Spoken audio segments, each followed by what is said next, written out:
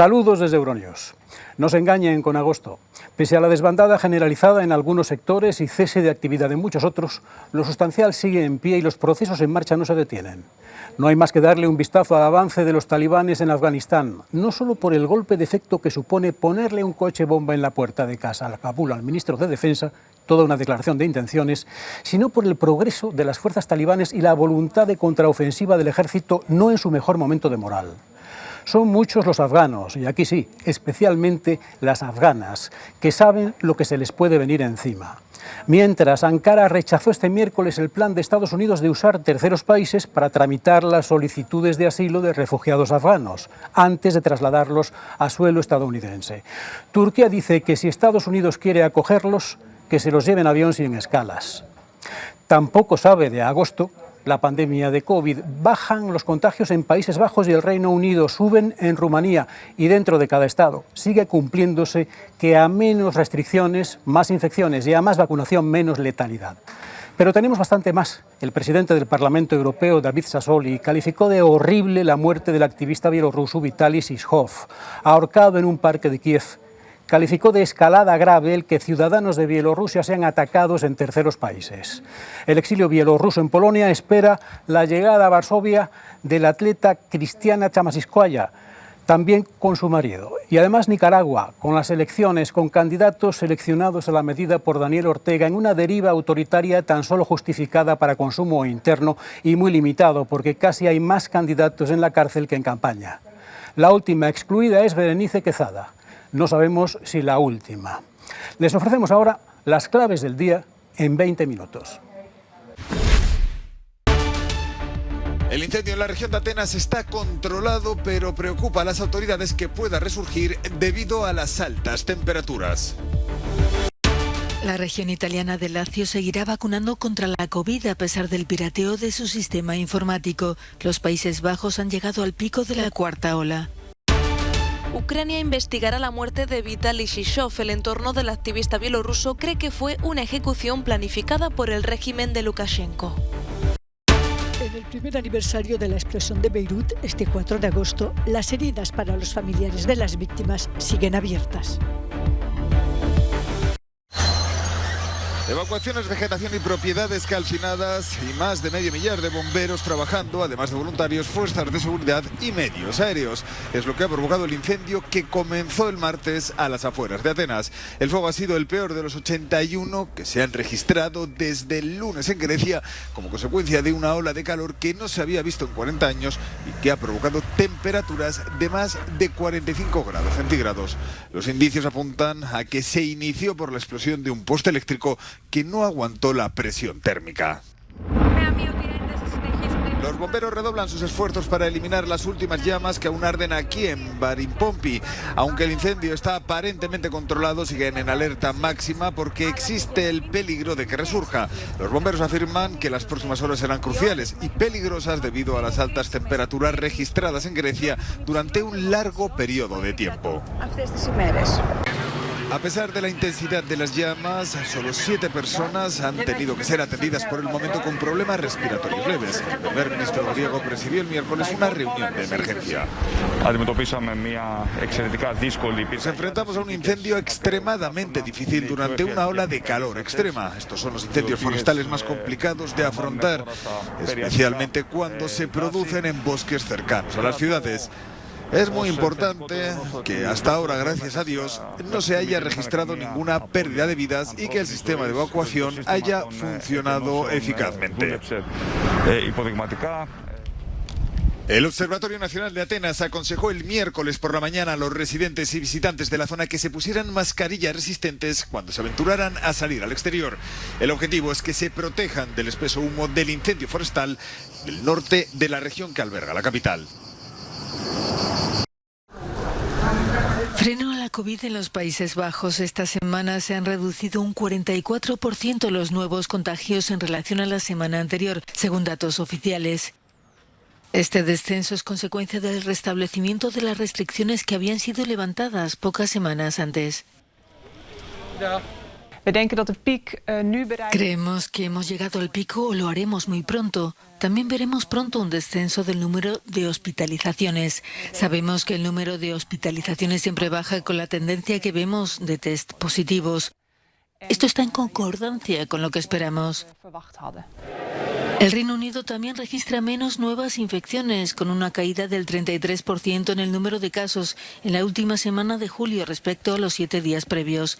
El próximo lunes, Escocia planea eliminar la mayoría de las restricciones que aún siguen en vigor, aunque se mantendrán las relacionadas con las mascarillas.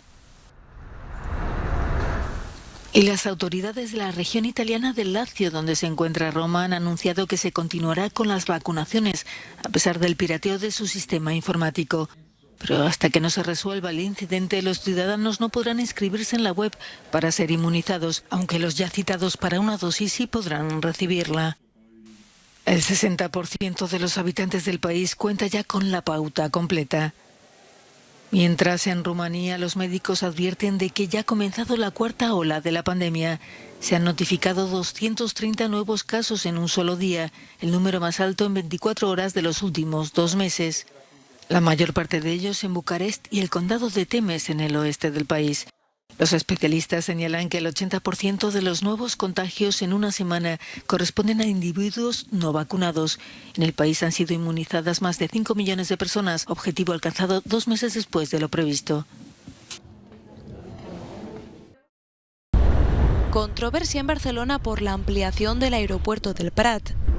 Prevista para 2030, la extensión ha sido apoyada por el gobierno español, que ve el proyecto clave para la recuperación económica. Con este acuerdo estamos sentando las bases para que Cataluña se recupere a un mayor ritmo y, por tanto, contribuya de manera mucho más importante a la recuperación económica del conjunto del país.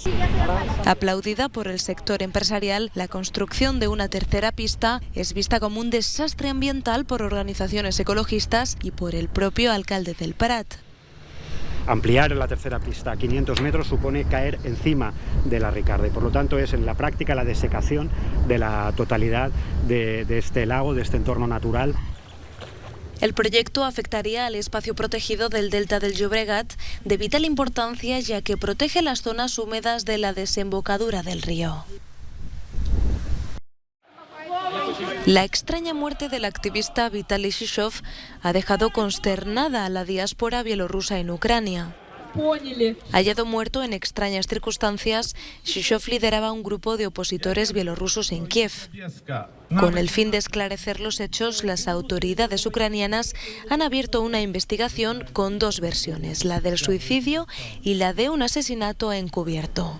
Desde la Casa Bielorrusa en Ucrania, ONG fundada por el activista, acusan al régimen de Lukashenko de ejecución planificada.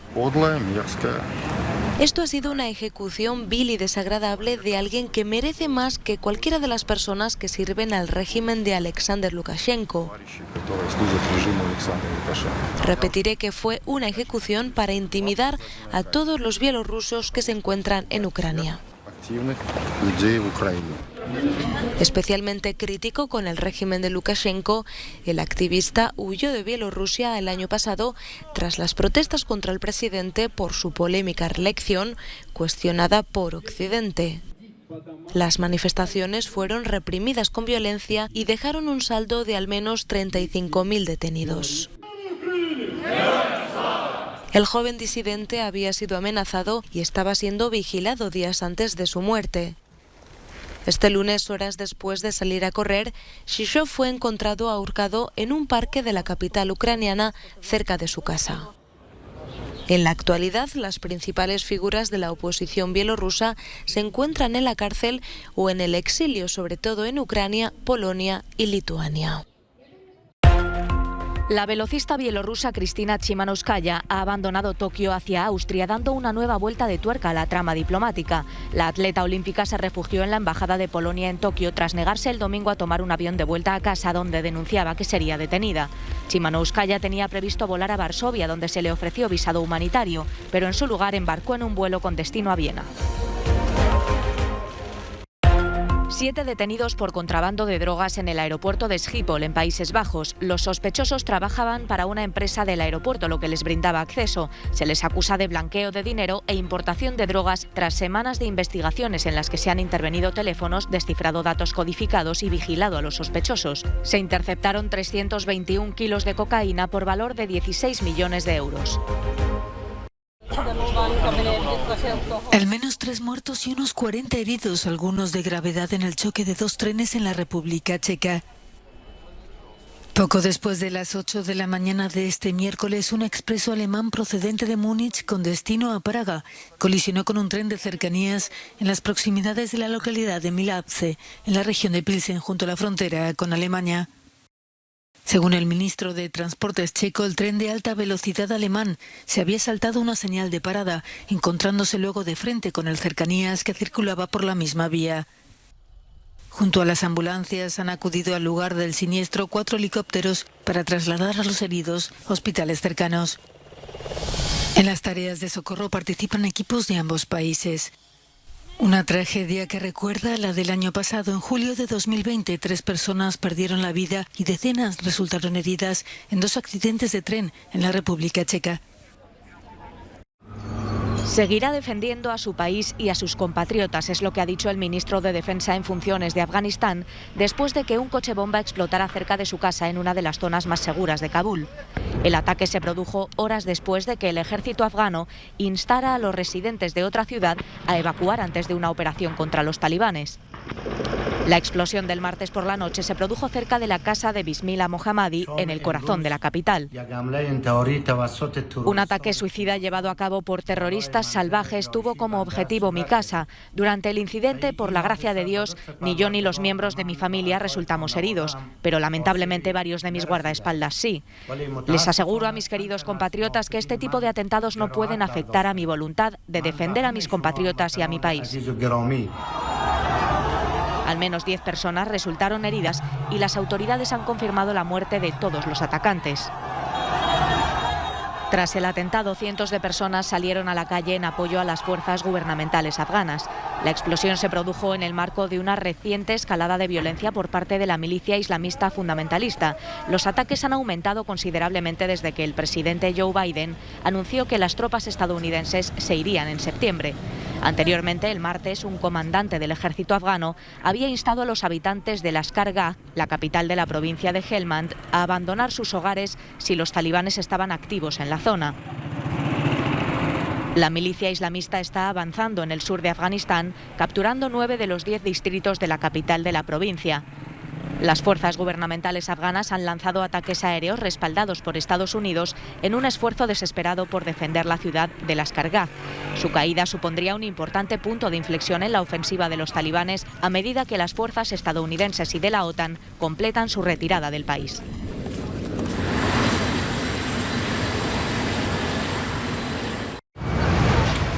Paul y Tracy Nagger nunca pudieron imaginar que su hermoso piso con vistas al puerto de Beirut sería testigo de la muerte de su hija Alexandra, de 3 años.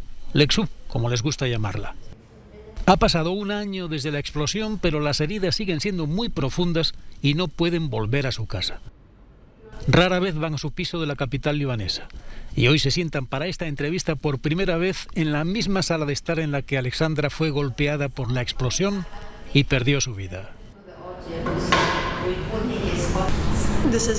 Esta es la casa de Alexandra. Los recuerdos están aquí. La vemos correr, la vemos llorar, la vemos. Es su casa, así que... Sin embargo, Paul y Tracy encontraron refugio y fuerza en el apoyo que sintieron de sus compatriotas, de la joven generación que intervino por su cuenta para ayudar a las familias cuando los partidos políticos y el gobierno les fallaron en todo momento. El 4 de agosto, por la noche, los voluntarios, las ONG, empezaron a trabajar, a reparar los edificios, a reconstruir Beirut. Y cuando miro hacia atrás y veo lo que han hecho esas ONG, no puedo marcharme sin más. Pensamos en irnos muchas veces y no lo hicimos porque la gente trabaja muy duro para hacer de este lugar un lugar mejor, de este país un país mejor, para recuperar este país. No puedo dejarlos que trabajen solos cuando yo fui la primera víctima de esta explosión. Han sido la imagen más destacada de las familias de las víctimas que han convertido su dolor en acción política. Han liderado la búsqueda de verdad y justicia en contra del gobierno, al que acusan de ser totalmente incompetente en la gestión de la crisis desde la explosión. Para ellos, la lucha contra la clase dirigente no ha hecho más que empezar. Para conseguir justicia, nos sería muy útil saber si todavía somos capaces de vivir en este país. Llegamos a la conclusión, Tracy y yo, de que no podremos irnos. Es o ellos o nosotros. La élite gobernante, no sus seguidores, que esa es una cuestión diferente. Pero no podemos vivir en un país en el que estos criminales siguen en el poder. Necesitamos la verdad, necesitamos justicia, necesitamos que rindan cuentas por el 4 de agosto, pero también necesitamos echarlos. Algunos partidos políticos intentan distanciarse de la élite gobernante. Aseguran que ellos también buscan la verdad y la justicia, pero muchos ciudadanos de a pie se muestran escépticos sobre sus intenciones. Creen que lo único que buscan es votos para las próximas elecciones parlamentarias. En un país donde la justicia es tan esquiva, Beirut sigue siendo una ciudad de luto. Un año después de la explosión, muchas preguntas siguen sin respuesta, pero las heridas no cicatrizarán hasta que se revele la verdad y se lleve a todos los culpables ante la justicia.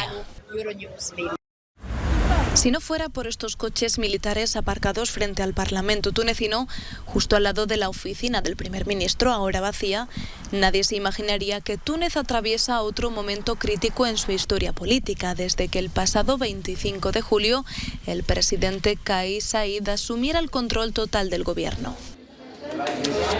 Pero muchos aquí creen que Saied estaba apostando por el futuro del país. Las cosas van mejor, el presidente es muy bueno, está acorralando a los ladrones.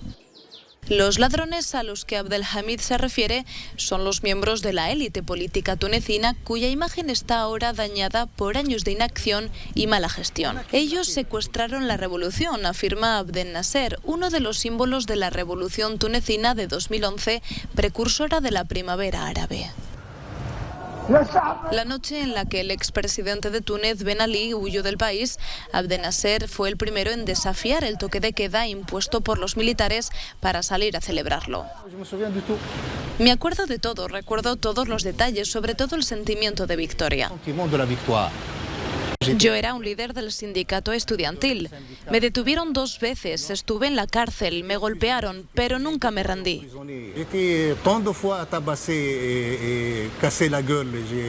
Desde que cumplí 18 años hasta que Ben Ali se fue, nunca abandoné la resistencia y la lucha.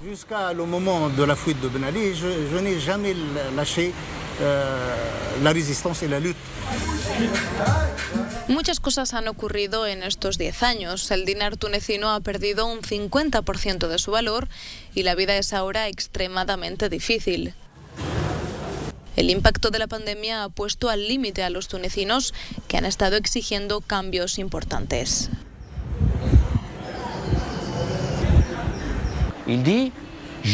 Kais Saied afirma no tener intenciones dictatoriales, insiste en que respetará los derechos y libertades y dice que trabajará para garantizar el bienestar de los tunecinos. Pero esto tiene que traducirse en política pública y es ahí donde está el problema, porque en la política pública se necesitan instituciones. Si hablamos de necesidades a nivel sanitario, a nivel social o a nivel económico, eso exige un gobierno fuerte, que por ahora no tenemos.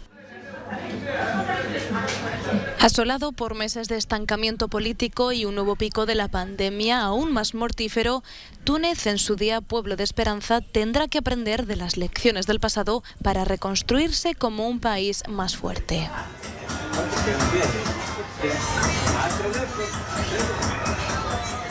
En Nicaragua las condiciones nunca han estado, las condiciones las pone el pueblo. ¿Y cómo las pone? Saliendo a votar, como lo hemos hecho en las calles, como lo hicimos en el 2018, como lo hicimos en abril. Estas palabras le han costado la libertad y el derecho a concurrir a las próximas elecciones presidenciales en Nicaragua a la exreina de la belleza Berenice Quezada. Las pronunció el pasado lunes tras presentar su candidatura a la vicepresidencia del país en las elecciones de noviembre como compañera de fórmula del candidato presidencial Óscar Sobalbarro, un ex jefe de la Contra, también conocido como Comandante Rubén. Según denuncia su partido, Quezada ha sido puesta en arresto domiciliario sin acceso a comunicación telefónica e inhabilitada para presentarse a cargos públicos por supuesta apología del delito e incitación al odio. Se trata de la última víctima de la ola represiva que ha puesto en marcha el régimen del sandinista Daniel Ortega, que lleva 14 años en el poder y aspira a otros 5 más, teniendo como candidata a la vicepresidencia a su esposa Rosario Murillo. Antes de Quezada, 7 aspirantes a la presidencia y una treintena de políticos y periodistas habían sido detenidos y acusados de traición a la patria. Otros muchos han huido del país. La candidatura de Sobalbarro y Quezada era la de mayor peso de las pocas que lograron inscribirse en el Consejo Electoral. Que queremos presentar noticias y que presentamos noticias en los autobuses. Sí, gracias. Luchar contra la desinformación tras 20 años de chavismo. Periodistas venezolanos echan mano del ingenio para esquivar el control a los medios independientes y las consecuencias de la grave crisis económica, presentando las noticias cara a cara. Con ustedes, Maximiliano Bruzual, de Bus TV. Informamos que el gobierno le quitará 6 ceros al Bolívar en agosto. Que nosotros hacemos es salirnos de la caja, por así decirlo. Contamos las noticias, pero de una forma distinta. Bus TV cuenta con otro servicio de colaboradores que leen las noticias a los vecinos en zonas modestas. Darío Chacón lo hace desde su balcón en el barrio de la Cruz de Caracas. 153 bolívares de los niños para una actividad cultural y recreativa en el sector. Hay gente que, porque antes que siempre en periódicos lo conseguían. Hoy en día no, muchas personas están totalmente desinformadas.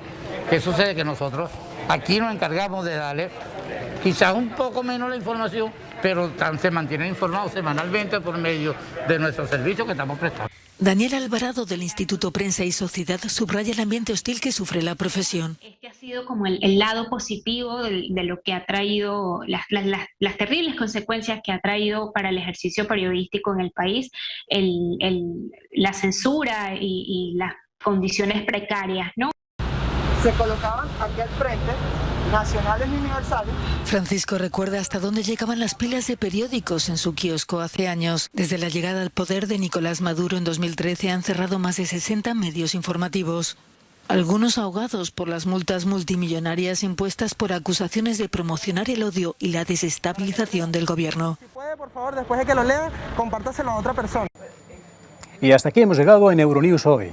Saben que pueden seguirnos en nuestro canal, en las redes sociales o en YouTube las 24 horas. Pueden suscribirse en YouTube si quieren tener un aviso de cada nuevo programa. Les dejamos con un voluntarioso escalador urbano, de los que se suben por las paredes de verdad y sin permiso. Hombres araña que escalan altas torres, en este caso en Londres. Gracias por su atención.